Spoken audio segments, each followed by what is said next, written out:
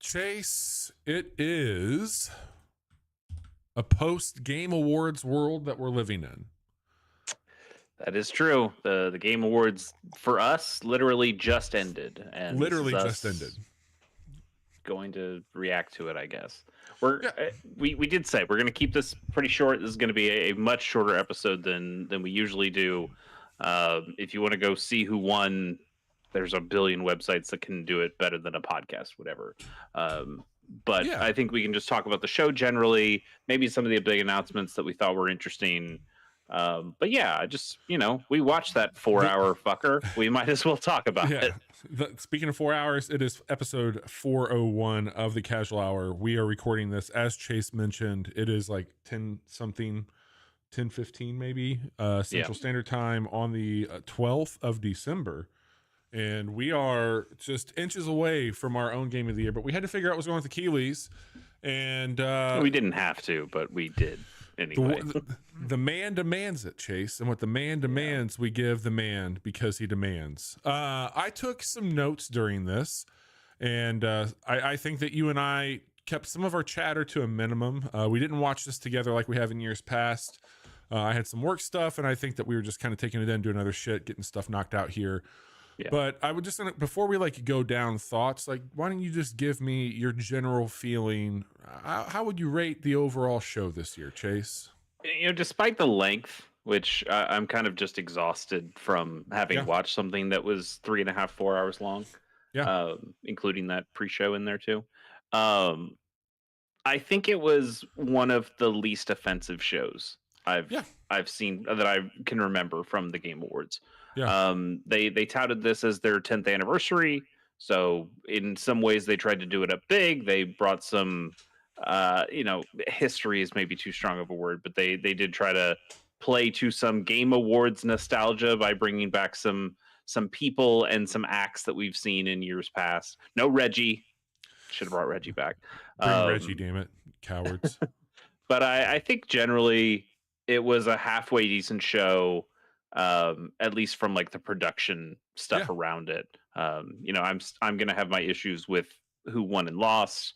I'm gonna have my issues with it's still basically just a giant commercial, but it's less of a giant commercial than something like E3 was. So it's not quite it's not quite on one end of the spectrum that I like, and it's also not on the other end of the spectrum that I like. It's kind of still in the middle of this. I don't really care, but I think Jeff put on a halfway decent show this year. If you had to give it a grade, B. Yeah, I guess. Yeah. I think that's fair for sure. I agree with a lot what you said. I think that there was a good pacing for a show this length. They got through quite a bit. The things that needed to be heard, I felt didn't get overly rushed, which was nice given the length of everything. You still had a couple of award dumps of I'm Jeff Keighley here. I'm gonna run through a few awards, and I thought it was weird that some awards would get talked about and have somebody come up and give a speech, and others didn't. Best debut indie got a full speech, but best indie overall did not. And right. That's weird. Both were Balatro, so it didn't really matter.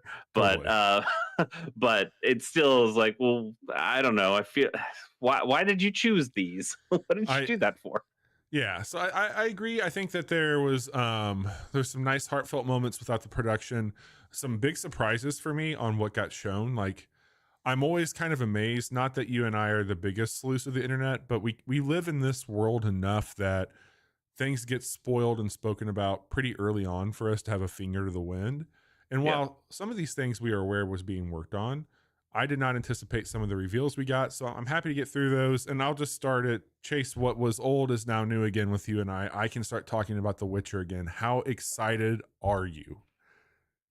That was a hell of a fucking trailer, though. Sure. It was yes, it was fine. I had it written down as the unexpected because that's what Jeff said before Yeah. he like, and now for the unexpected. That's what I And I was thought it like, was okay, called, whatever too. the unexpected is. And then I Yeah. saw the two swords and went, oh, you're calling a Witcher game the unexpected? That's weird. And then no, it's literally just called The Witcher 4. Of course I am very happy it's Cersei.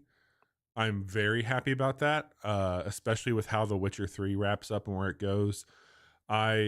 I think that will be really cool to see. She's a very interesting character, and I'm also very curious to see how they integrate some of what they learned along the way with Cyberpunk. But that was a hell and of you an still opener. heard Geralt's name, or like his voice. He said something like over the Witcher 4 title card. So I imagine he will still play some role in that. I mean, I don't know what happens in The Witcher 3. He could die for all I know. I'm guessing he doesn't die. But yes, it seems like Ciri is now the main protagonist. So I'm looking forward to that, and I think that was a really strong opening moment for this. Like, hell, I did not expect to see that tonight at all. Yep. So I also didn't expect to see Harrison fucking Ford on the stage. No, they always seem to get like a big celebrity that has no business really being there, and this time it was Harrison Ford, which they at least set up. I won't say well, but at least appropriately. They were talking about Indiana Jones and the Great Circle or whatever it's called. Todd Howard was there, Troy Baker was there. They had a little sketch that they pulled out, and then yes, Harrison Ford comes in. I love that Harrison Ford just kind of looks. He's like, you know, these guys and whose names I definitely know. Did you see it? Did you listen to that guy? He did my voice pretty good. That's this guy here. That guy, he's a little short, isn't he? Anyway. There's that scene where Joe Pesci's told to go get his shine box. And he's standing like wearing the suit jacket, kind of looking, and I think that Todd was just like, noticing me so bad, Harrison, I fucking love you, notice me. But that was dude, just fucking get your check and go. Like, that was so absolutely. And it was not the Keanu Reeves that we've gotten previously at these kinds of shows. No. It was even Snoop Dogg was there, and he performed, and I think he performed fine. He's also old as shit. Let Snoop Dogg rest. He said 42 years. Chase. 33, I think is what he said. 33, 34, something like that. Yeah. But point. Yes, he is an older man. Yeah. God, that's weird. But at least like he was out there before, like with his son, and they were talking about they started their own video game label and the kinds of game stuff that they want to make, and so like he was more appropriately there, I suppose. And also he's Snoop Dogg. He can do whatever the fuck he wants. He goes to the Olympics. He talks to Martha Stewart. Like he could plausibly show up to a video game award show and be fine. But like Harrison Ford, it's his bedtime, man. Let's go to bed. He's like, these fucking nerds. God, I hate them. But that's a huge name to be on stage. Sure. At the Game Awards. So and we're not going to talk about the games tonight, which we typically do, but Indiana Jones doesn't have to suck though to be Harrison Ford. Like, yes, you're wealthy beyond belief.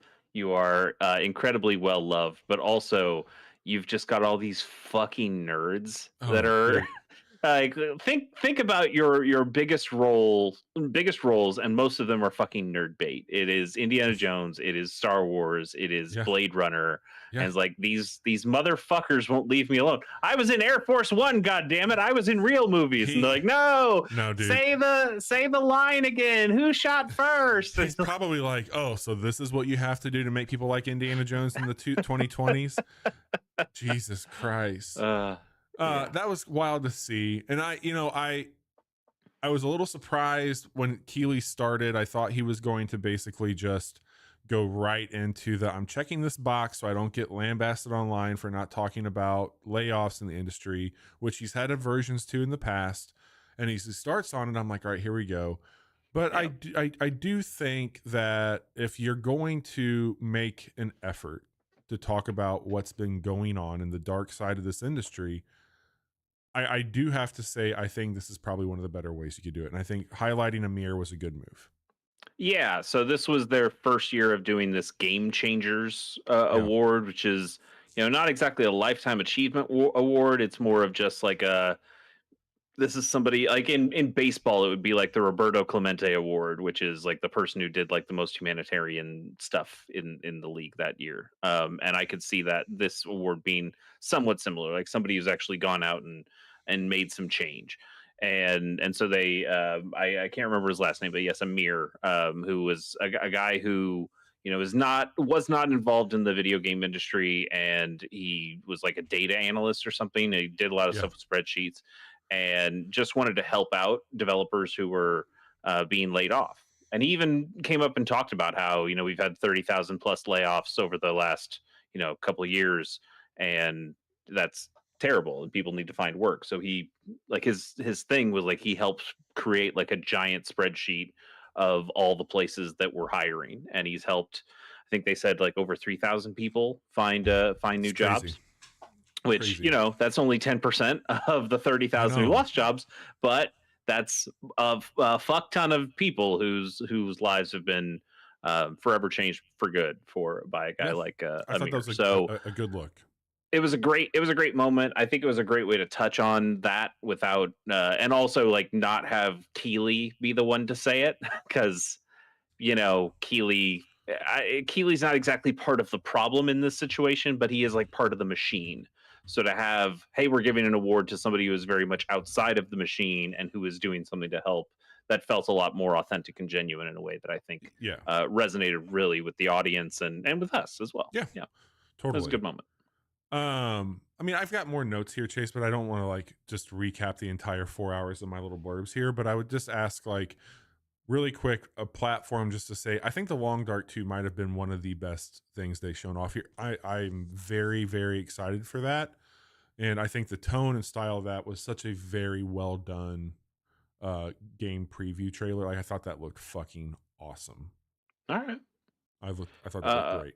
I'm trying to look through my list of games that they showed that I was excited by. I mean, they had some like fun, some impactful, fun. Here's a brand new game that you never heard about. There's an Okami sequel floating out Holy there shit. that apparently they're just starting on, so that game's not going to be made anytime soon. But exciting that is happening.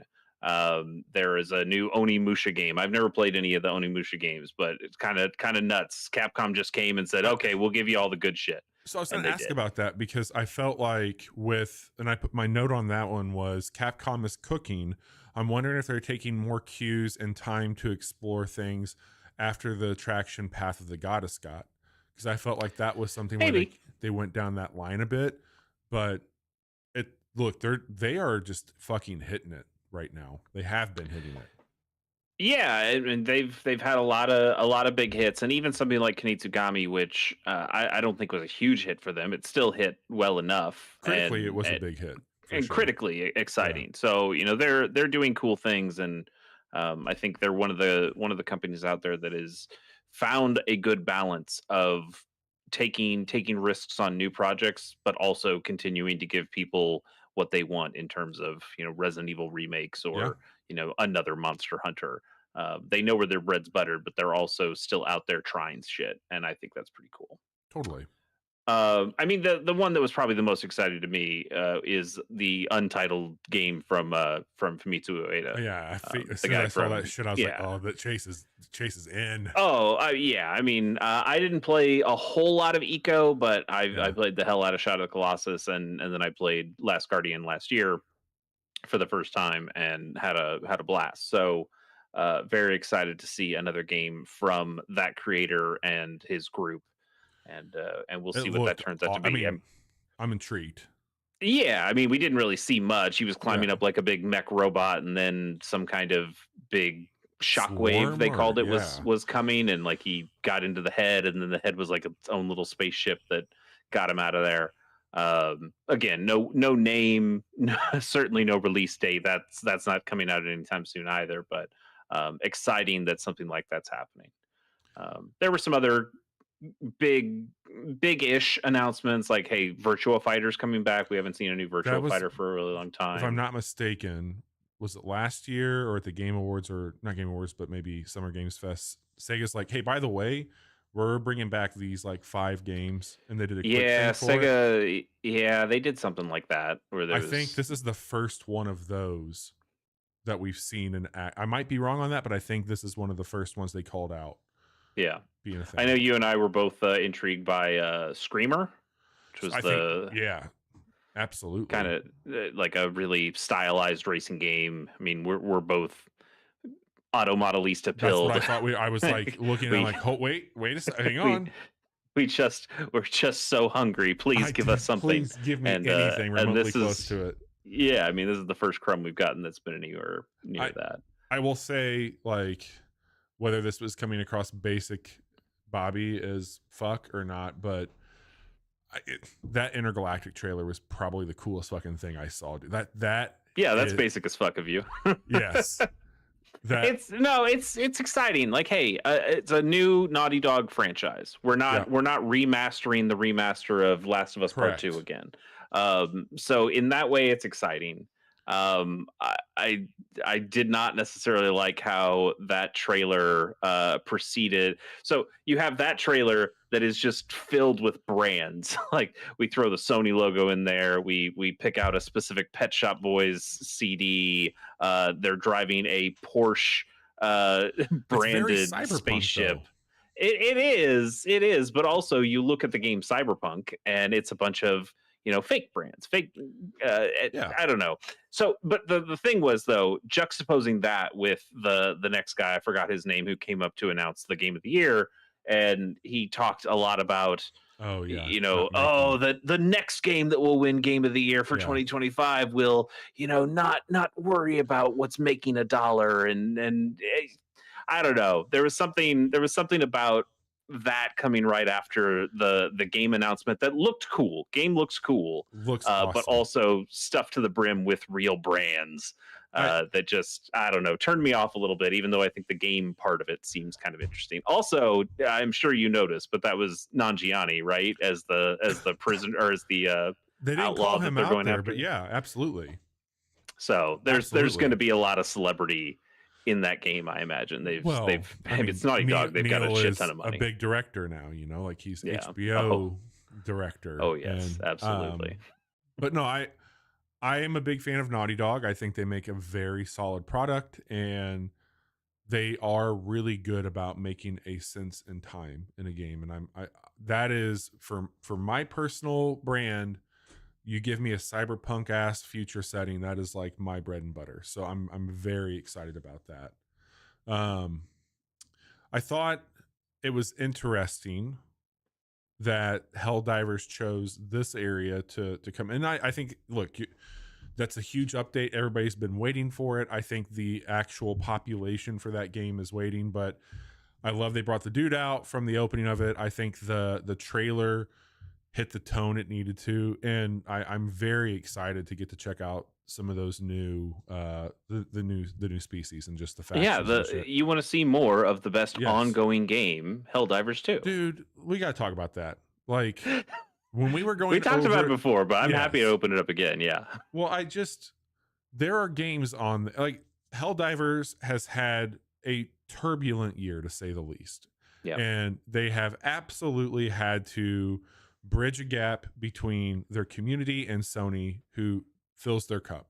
And they've done it very publicly, and they have listened to crazy shit that's happened. I do not doubt for a second that they care about their community, but it's absolutely absurd to put that game as best ongoing when it's not even been out for a year, and they just moments before this announced finally what the community has basically been saying, like, yo, what the fuck, what's going on, we're getting real Yeah. tired of these robots and bugs, give us something else. Like, I think I would be a lot.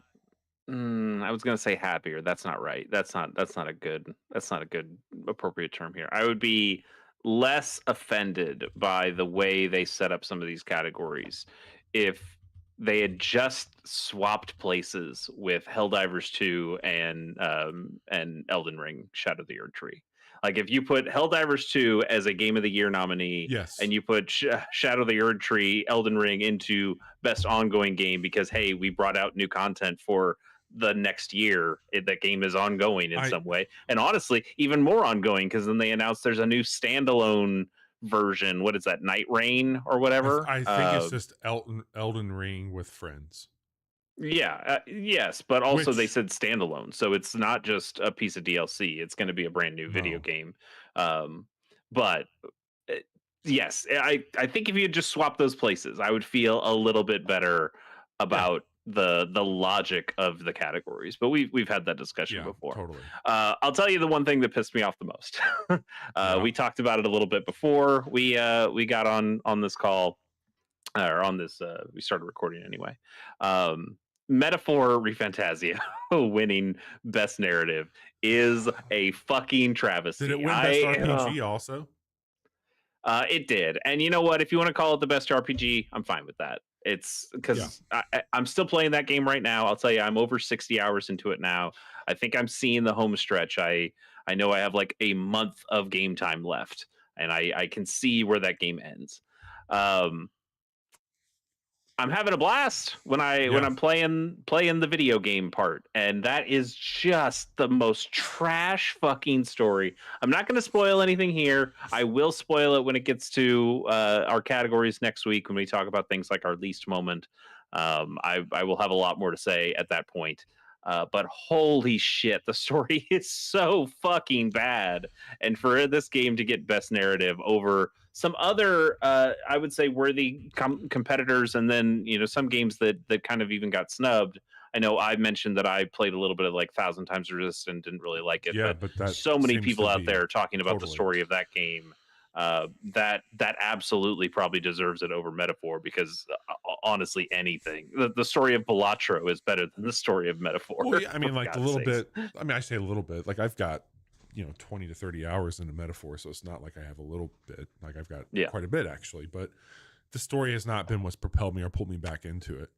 Also, dude, you know nothing, Jon Snow. Like there is. Oh, I'm gonna have some things to tell you come next week. Yeah.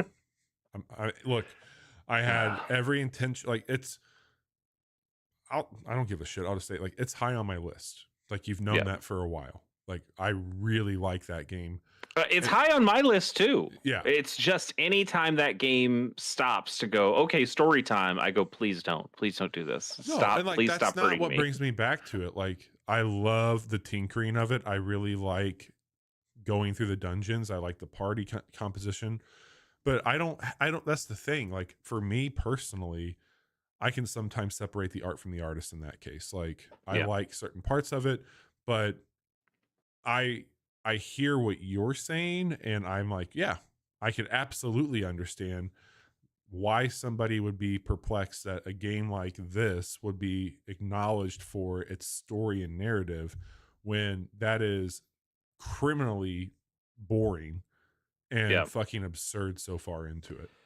I will say again, we're not gonna fully go down the list of winners or anything like that, but it was at least logical in terms of who won things.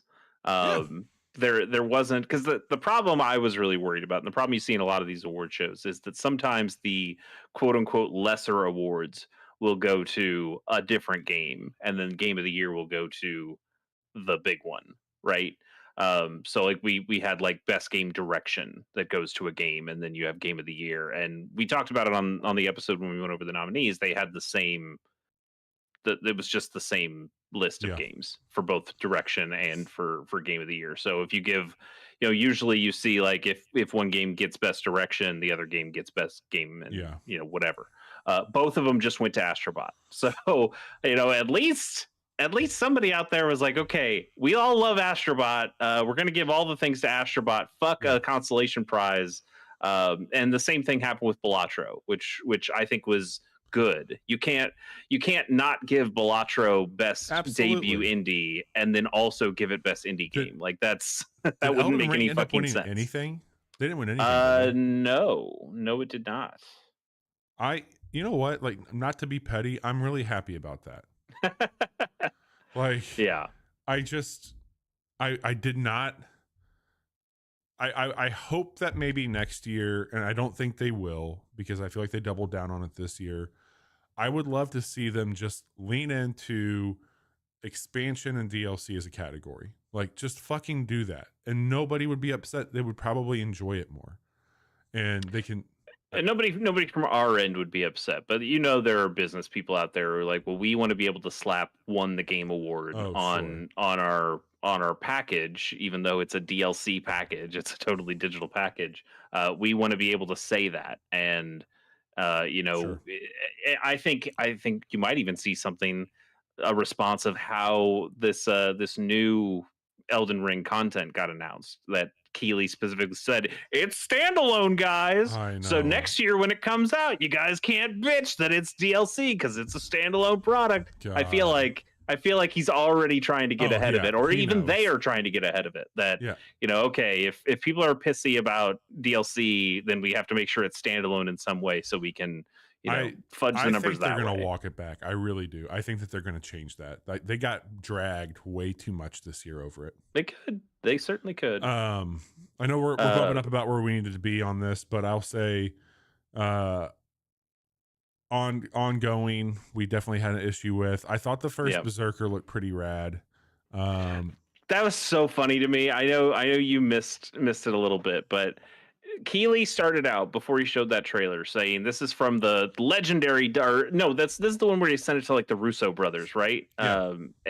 In a room, who looked like they couldn't be bothered. The one guy looked like he was literally falling out of his chair. Like, Joe Russo was just like basically asleep. Yes. But they were running through like a bunch of words and names that I had never heard of and sounded fake as fuck. But one of the things they mentioned was like the legendary Dungeon and Fighter universe. I was like, I have never heard about the Dungeon and Fighter universe. Legend? That's fine. I mean, hey, I haven't heard about a lot of things, so I'm sure it's very popular. But they say Dungeon and Fighter universe, and then they show what was it called? First Berserker, I didn't write down names. Okay, it's like Kazandu. I have it written somewhere. Where do I have it? I can look it up.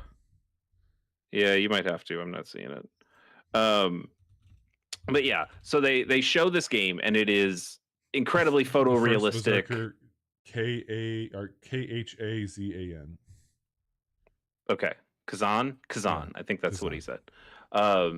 So they show off this super hyper realistic trailer, very Western looking game. Swords and dragons and crazy shit like that. Nexon is the publisher, and so yes, like that's the game you thought was cool. I think it's pretty cool. I think they had some cool stuff in there. And then the very next thing, they go back to Keighley, and he's like, and then the next game also in the Dungeon and Fighter universe. Now let's go to Arad or whatever the hell it was called, and it's just the most Genshin Impact looking fucking game I've ever seen. Yes, when it's just anime people all over the place. Like, wait a minute, whoa. Also published by Nexon. So I'm like, hang on. So I don't know anything about Dungeon and Fighter. Maybe somebody can explain it to me. But it seems like these two things are in the same universe. What? I have no idea what you're trying to show me or tell me. What is happening here? I tried to look up more about Kazan, and I saw something that looked like a more anime First Berserker thing. So it's very possible that this might actually be something in the same universe, and somebody just took like a radically different art style. I'm not sure. It's just wild to me. It seems very much that. Well, the Game Awards, I think non-offensive is probably the best way we can summarize it here. I'll always enjoy watching this stuff. I like these. I watch the Oscars. I watch the Grammys. I like this type of thing. I know it's stupid. It's my junk food, but I do think it's fun for you and I to talk through it. I always enjoy a preview of what's to come. Most anticipated that was Monster Hunter.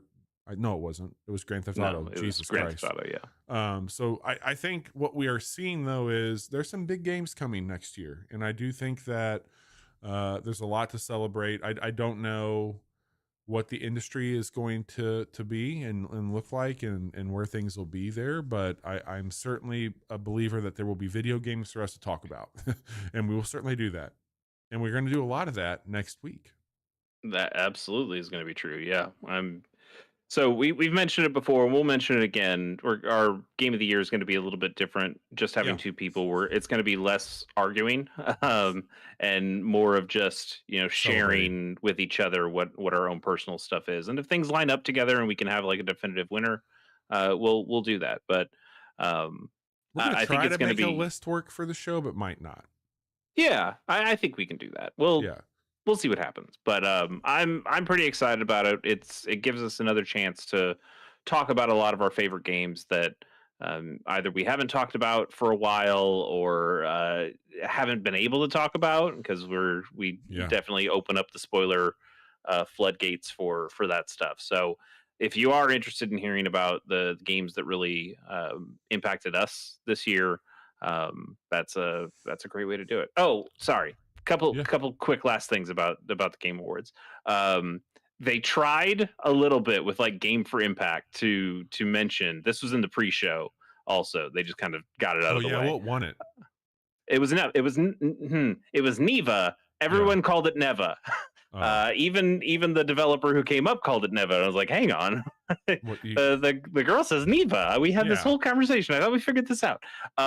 So yes, Neva won, and they did try to talk about like, hey, it's the game that had like a social, like a strong social message along with it. And I'm still over here going like, I don't really know what the strong social message is of Neva other than animals are good, Yeah. maybe like a touch of environmentalism. I don't really know. I mean, it was a game that made me sad, but Oh I don't yeah. think that's a strong social message. um but as we continue to be pissed about, they announced like the best accessibility and no mention of Why? what the accessibility was in the game that made it Bullshit. win. What was the game that won? Accessibility was uh come on, I had this written down.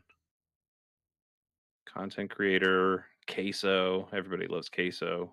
I I don't love know who queso. Queso is. I don't know who Queso is. Oh, Prince of Persia: Lost Crown. Um, what did Prince of Persia: Lost Crown do? I don't know.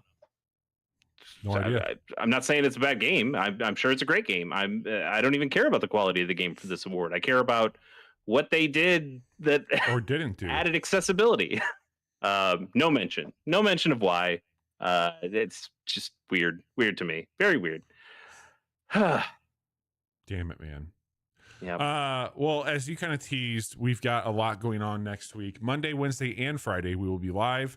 Monday and Wednesday being a category episode, Friday being our top 10. We also have a little write-in from some of our casual friends that we'll be highlighting that day and on our social post. We'd love for you to tune in live. We always have a good time with it, but if you can't make it for that, we will absolutely be audio only, and you'll be able to have VODs and all that fun stuff if you want to watch that. And we'll put a ton of graphics out the following week of all the winners and our list and all that fun stuff too. So, And our screenshots of the year, those don't our play very well on the audio only version, but they'll look great online, I'll tell you that. We've got a lot to be excited about next week, Chase, but there are things people can listen to for the time being. This week, we had such a fun time streaming Uncle Chop's Rocket Shop together. That was a great stream on Monday. Hope to go back to that game soon. Tonight, we obviously talked about the Game Awards. There is rumors that tomorrow night we might be playing some Path of Exile 2 on stream here, so you can circle back with me and my cousin. But what have you been up to, Chase? What's going on with you? Yeah, there's a new episode of I'm Just a Bill, my playthrough of the Pokemon trading card game on the Game Boy Color, but with the twist, I'm playing this ROM hack version that adds in the Neo Genesis cards, and that has been a heck of a lot of fun. And I'm getting closer to the end. I think I've only got 2, maybe 3 more episodes in me for that until I'm finished. But that's great. Go check that out as I finish the home stretch on Chase Gay Plays. And Very then cool. I think for pilot program, we're just kind of chilling for the rest of the year. And I Yeah. think that Pierce and I will get back on that train when we in 2025. But we know we're going to be watching A Cook's Tour, the Anthony Bourdain Food Network show, and I'm really excited to watch that because I've never seen it before. But I loved Anthony Bourdain and I liked a lot of his other work. So That's awesome, man. we'll see about that. Sounds great. Well, thanks for making a later episode with here, and we will be back with Game